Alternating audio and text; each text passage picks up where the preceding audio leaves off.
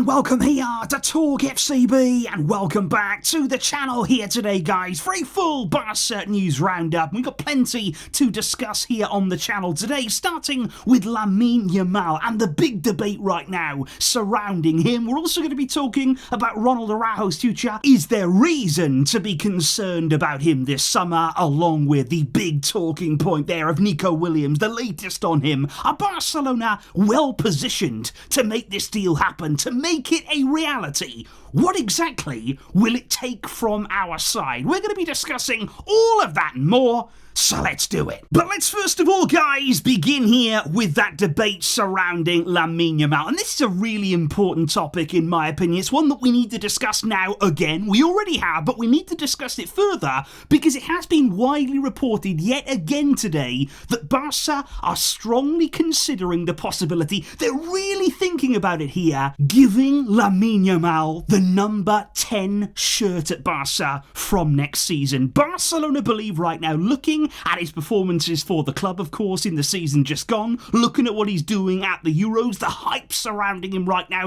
it is skyrocketing, and also thinking here about marketing. It's the club's 125th anniversary. There's the new deal, of course, that's going to come here with Nike, and they believe it could be the perfect moment to give Yamal the 10 and to basically reap the rewards from a marketing perspective of doing that now. But should we? Because here's the first thing, guys, that we must say on this. I understand the marketing point of view. I believe here, even though he is just 16 years old, Lamine Yamal, he's one of our most marketable players right now. Even despite his age, he is a star. There's no other way around it. The way he's performing, what he's doing, he is a star now in this team. But we also have to be careful with him. We have to really try our very, very best to protect him, in all the areas that we can. Of course, there's going to be media attention, media spotlight. Of course, here, we as fans are going to get excited about him. We're looking forward to seeing what he can do in the coming season. There's going to be expectations, but is giving him the number 10 just adding to all of that there? Is it a pressure that he doesn't need right now, on top of everything else that's coming his way? Because one thing you've got to say, though, he's handling everything well. There's no denying that. Lamine Yamal, he's got an incredible head on very, very young shoulders here. He is really doing well to handle everything that's coming at him. But should he be given the 10? That's the question right here. Because obviously, in La Liga, guys, don't forget, you can't retire shirt numbers. You can't just say, well, no player will ever wear the 10 again, because you can only have first-team numbers in La Liga up to 25. So you've kind of got to use all the numbers that are available to you in that first team squad, because obviously right now Ansu Fati,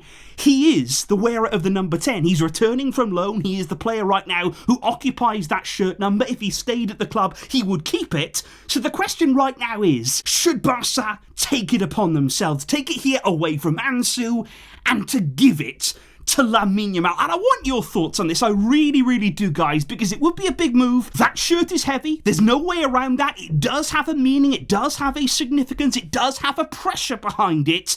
Is Yamal ready for that? There's no denying his quality. Should we give him the number 10? But indeed, guys, then we must move on to the topic right now of Ronald Araujo. It's safe to say over the past 24 hours has caused a bit of a storm in the media, and it was quite a simple response that he gave to a big question about his future, because obviously right now he's away with Uruguay ahead of Copa America, and he was asked there in a press conference, will you be staying at Barca this summer? Very simple there. What is happening on your future? Are you going to be staying at Barca? But Araujo said, I'm focused on Copa America right now. That's all that he said. He did not offer there any insight at all. He did not offer any update. He didn't say yes. He didn't say no. But he's just saying there, all I'm doing is focusing on Copa America. I'm not going to talk about it. But what that has done is actually cause more speculation here. Because I think when you actually compare that there to an answer, for instance, that Jules Koundé gave before the Euros, you can see the difference here, because Koundé there was asked about his future, and he said, I'm one of Barcelona's key players, I'm one of the leaders of the dressing room, and above all, I know that I am a reliable player there. There's a lot more of an answer. There's a lot more there conviction behind that kind of answer than what Araujo gave, who, let's not forget, is one of the Barcelona captains, so maybe you would have expected there a little bit more from him. But hey, you can understand it. He's away with his country, he's focusing on the tournament, you can't knock him too much for that. But it only adds to what we've been hearing in the media right now. That's the one thing you can't really get around, because it's no denying and it's no secret that since the PSG game, the sending off of Araujo, the big mistake that he made, he has been frustrated with a lot of different people. First of all, he is very angry with the words of Ilkay Gundogan after the game. He was not happy there with the mistake being highlighted to the world. He was not happy with the criticism from Barcelona fans, the fact there that we felt as though it was disappointing to go out of the Champions League. It was very, very angering to lose it after what was an individual mistake, and Araujo certainly seems to have felt hard done by since that moment. But has that all affected his future? Because what we do know right now, his contract at Barca expires in 2026, which, by the way, guys, not all that far away. You know, if you get the next summer, he's entering the final year of that deal, and that's not really a situation here the club are very comfortable with, and that is why they're very keen to renew him. They want to renew Araujo this summer. They want to keep him at the club. We know that Hansi Flick sees him as a key player in his project, but from what we have been hearing in the media, there's not a lot of willingness there from Araujo right now, certainly there from his entourage, to come to the table and speak with Barca. There is no hurry at all on this renewal, and that is a concern. There's no getting around that there. We all know what Araujo can do as a player. We've all enjoyed his personality during his time at the club. We've all really, really enjoyed having him as a player.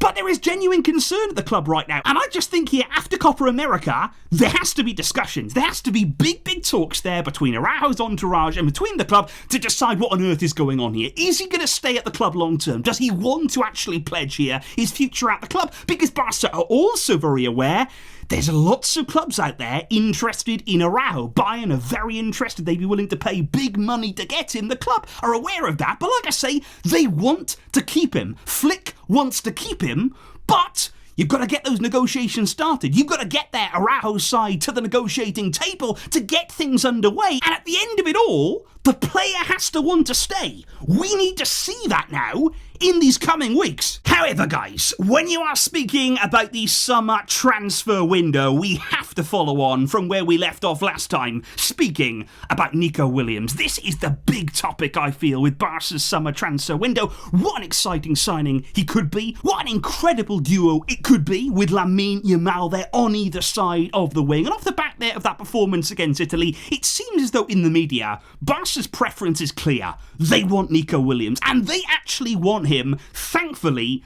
above any other attacking player. When it comes to wide players, when it comes to attacking midfielders, the one name that they want, Nico Williams, that's the way that it should be. Now today, guys, I want to say there's been lots of rumours about Chelsea in the media today with regard to Nico Williams. Apparently Chelsea there have made him a priority after they missed out on Olise, who's going to Bayern Munich from Crystal Palace. Chelsea now want to sign Nico Williams instead, and they're not the only Premier League club interested. That's not really news to Barca, but what we also know right here is Nico wants to come here. Nico's preference would be Barca, Barca, Barca. And he's waiting right now. He is waiting for our approach. Barca right now can't make any move yet because they're waiting to return to the one-for-one rule in La Liga. Until that happens, they can't make a formal approach to Nico or Athletic Club. But Nico wants to come. Barca want to sign him.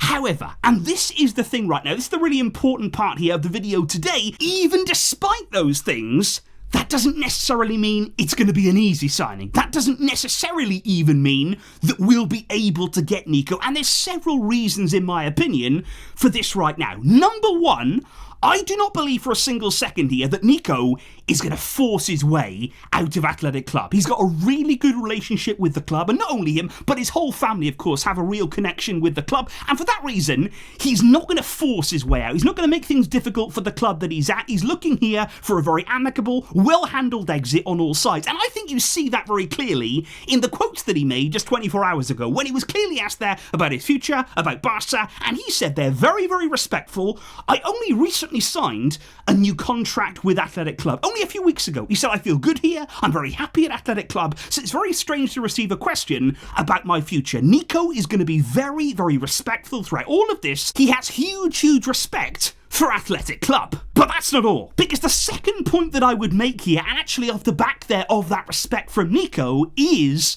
the release clause, because that, as we know, stands at 58 million euros, which on the face of it, in modern football, guys, for a player of Nico's quality and talent and potential, that for me is not a bad deal. That for me there is a price tag that you could argue is a fair price. It's the going rate for a top player, maybe even a bit less than where it should be, 58 million euros. However, in Barca's financial situation, it's still a lot of money. Even if it is a good deal, even if it is a fair price, with our financial situation where it has been, it's still a big outlay for the club. And that is the concern right now, because in every other big deal that Barca have done, big money transfer there, think about Ferran, think about Vitor Roque, big transfer sums, but they were all agreed by Barca to pay in instalments. Barca basically spread the cost of those high transfer fees across several seasons there to ease the financial burden on the club. And this is the problem, because I don't think Athletic Club are going to agree to this being paid in instalments. I think here with them, you know about their transfer policy, you know how difficult it is for them to replace top players because of that policy. Their financial situation is perfect. They don't need to sell, and they also don't need to accept instalments. On many, many occasions here, Athletic Club, they want the release clause, they want it in full, they want it all to be paid up front. Done deal. And that is the concern right now for Barca, that they may be forced into paying all of that now, which again is not the way that we've done business recently. And number three, guys, the important point as well, on the topic here of money, there's also the salary of Nico Williams, which yesterday Fabrizio Romano said Nico Williams is asking for big and important money in terms of his salary from any club that wants to sign him in this summer transfer window. So Nico Williams there wants big, important salary. Now, there's no specification on what that means. You know, how much does that mean he's going to earn? How much is he looking for? We don't know exactly, but that is another area there that Barca will be looking into. They'll be wanting to understand exactly what it would take to sign Nico, the salary, the transfer fee, the way that would need to be paid. Because for me, like I say, he's an incredibly exciting player. I think he would be a fantastic signing for the club. He would fit our team perfectly. But it's not an easy deal here. Barca want him. Barca, I believe, will try and get him. But this is going to take time. There may need to be negotiation. We may need to see what Athletic Club will allow.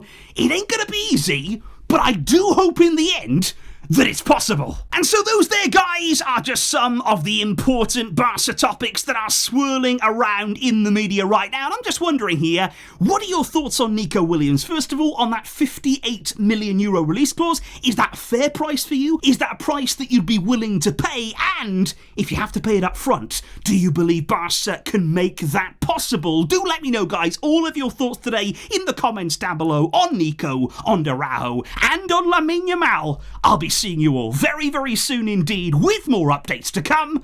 But thank you indeed for all of your great support. But until next time, as always, Vishka, El Barça.